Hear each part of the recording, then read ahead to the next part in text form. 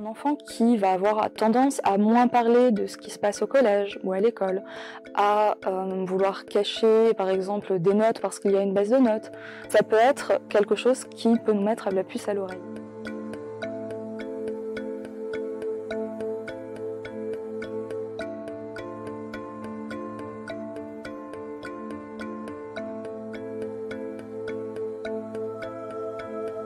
Le harcèlement scolaire, c'est un phénomène de groupe où un élève est la cible des intimidations d'autres élèves. On peut constater différents types de brimades, par exemple des surnoms, parfois des jets de petits objets comme des boulettes de papier, ou le fait d'avoir un élève qui se retrouve isolé, auquel les autres élèves ne parlent pas. C'est ce qu'on appelle des signaux faibles du harcèlement, c'est-à-dire tous les petits éléments qu'on ne va pas forcément remarquer, mais qui, accumulés, pèsent sur l'élève et sur son bien-être à l'école. Le comportement d'un élève qui parfois va être un peu plus abattu en classe, va moins participer, va voir ses notes peut-être chuter. Un enfant qui va avoir tendance à moins parler de ce qui se passe au collège ou à l'école, à vouloir cacher par exemple des notes parce qu'il y a une baisse de notes. Ça peut être quelque chose qui peut nous mettre la puce à l'oreille. Les parents peuvent appeler l'établissement et en discuter avec les enseignants de manière à trouver des solutions ou trouver des pistes pour pouvoir ne serait-ce que savoir comment en parler avec son enfant.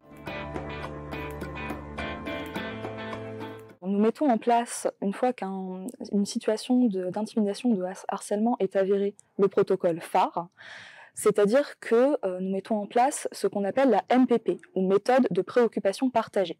Plusieurs adultes de l'établissement sont invités à voir des élèves qu'on appelle intimidateurs présumés ou témoins, c'est-à-dire les élèves qui soit ont participé à ces situations d'intimidation, soit ont été témoins de ces situations, de manière à susciter leur préoccupation. Une fois que cette préoccupation de l'élève apparaît, nous invitons l'élève à nous faire part de solutions possibles pour pouvoir venir en aide à cet élève. Par exemple, parler davantage avec lui, faire en sorte de dire à ses camarades d'arrêter les brimades. Et toutes ces solutions viennent des élèves. Si l'élève vient voir un adulte de l'établissement pour en parler, c'est évidemment tout de suite beaucoup plus simple, puisque cela nous permet de réagir et de mettre en place le protocole phare, c'est-à-dire qu'il est reçu une première fois par un adulte de l'établissement afin de faire un entretien. Si l'élève ne nous en parle pas, nous pouvons parfois être avertis par un autre élève de la classe ou de son entourage, voire par ses parents, où certains adultes de l'établissement, s'inquiétant pour lui, peuvent nous prévenir, et cela nous permet de mettre en place les entretiens individualisés avec les élèves dits élèves cibles.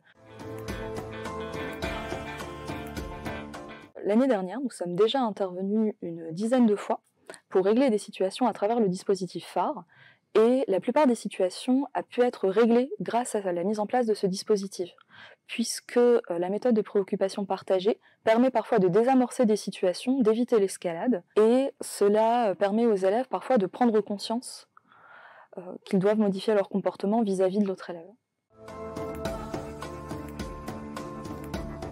Ces moments de sensibilisation sont importants, de manière à ce que les élèves se rendent compte que certaines situations ne sont pas normales, qu'ils soient victimes ou qu'ils soient auteurs de ces faits. Parce que souvent, les élèves ont pour réaction par rapport à certaines brimades « c'était pour rire »,« on joue, madame ».